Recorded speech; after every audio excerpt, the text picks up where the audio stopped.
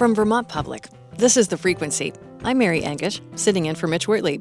It's Tuesday, July 29th, and here are today's headlines. The head of Vermont's prison system will step down next month. Department of Corrections Commissioner Nick Demmel will leave the post on August 15th, according to Governor Phil Scott's office. He's been commissioner for nearly 4 years. During that time, Demmel has had to address an uptick in prison deaths and acute staffing shortages. He's also overseen plans to build a new women's prison. In a letter shared with Vermont Public, Demmel writes he'll be launching, quote, an advisory practice to continue the work I care about most. Former Burlington Police Chief John Murad will take over as interim commissioner once Demmel steps down. Murad left the Burlington Police Department earlier this year after deciding not to seek reappointment. Long-standing federal tax credits that help homeowners install rooftop solar will go away at the end of this year. That's due to a provision in President Donald Trump's One Big Beautiful Bill. The law also phases out tax credits for commercial projects like solar plants utilities built starting in 2027, and it creates uncertainty about the future of tax credits for batteries. Alexander Mintz owns Power Guru, a Bennington-based company that sells solar arrays and battery systems. The area that we've been focusing on for the last 17 years as a company, residential solar, is going to be totally gutted. So it's kind of scary. Mintz says his 10-person company could have to downsize as a result of the tax credits going away. He and other Vermont solar installers traveled to D.C. recently to ask for a longer phase-out of the tax credits. Vermont's Fish and Wildlife Board has approved new rules for hunting deer, moose, and turkey. Under the new rules, hunters can shoot deer without antlers during rifle season in Vermont. If they kill a doe during that time, they'll also be able to harvest a buck. Nick Fortin is the state's head deer biologist. He says right now, only 14% of antlerless deer tags are filled in Vermont during archery and muzzleloader seasons. Fortin says deer populations are too high in the western part of the state.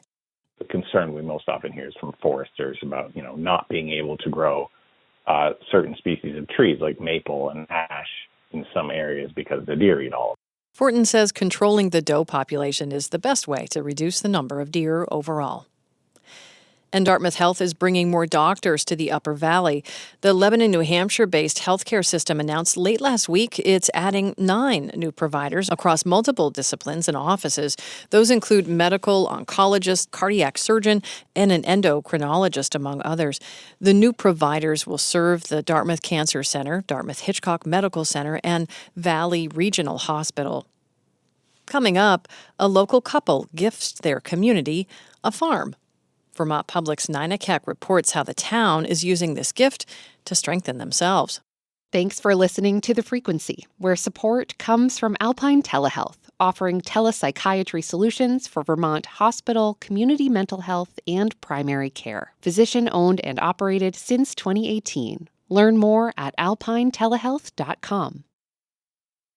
Imagine if someone gave your town a farm, complete with historic house, barn, and land. And then they asked you and your neighbors to dream big and come up with a new use for it that would strengthen your community.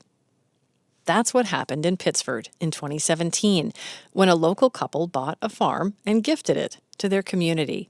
After years of hard work and fundraising, organizers are thrilled by what's happened since.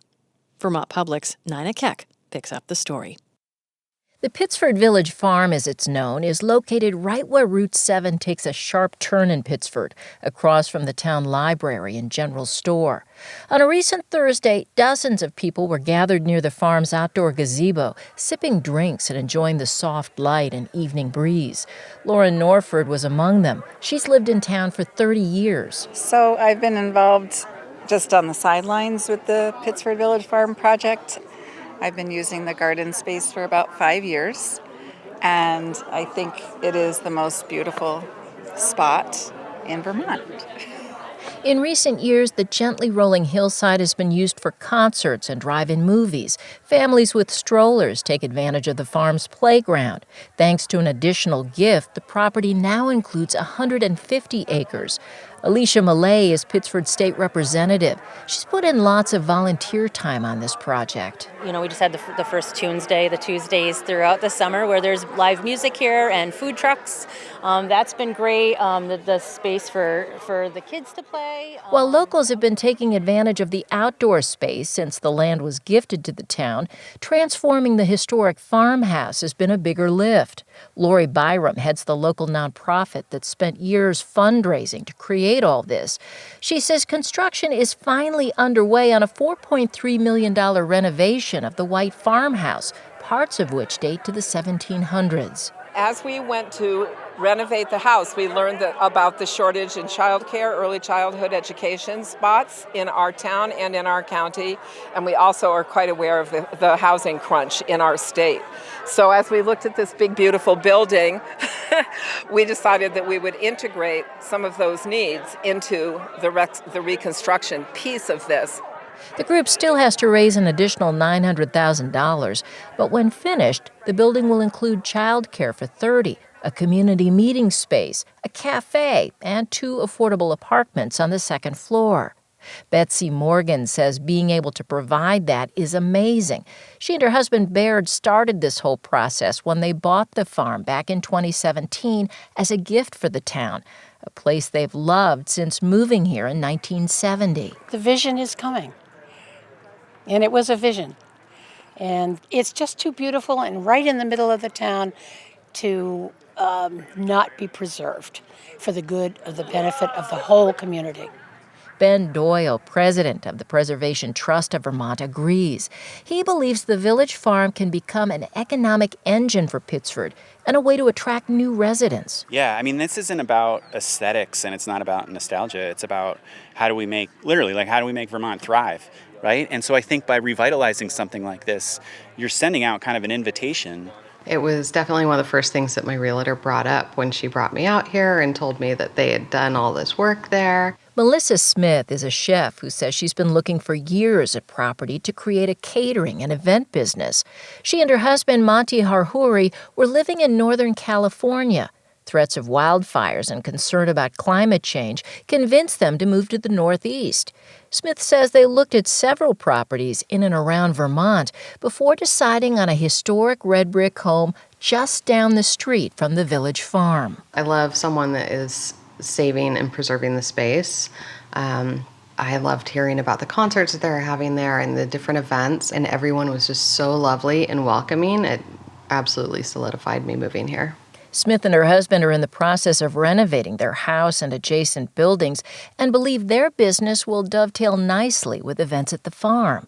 Village Farm organizers say they expect most of the farmhouse renovations will be completed by the end of next year. For Vermont Public, I'm Nina Keck in Pittsford.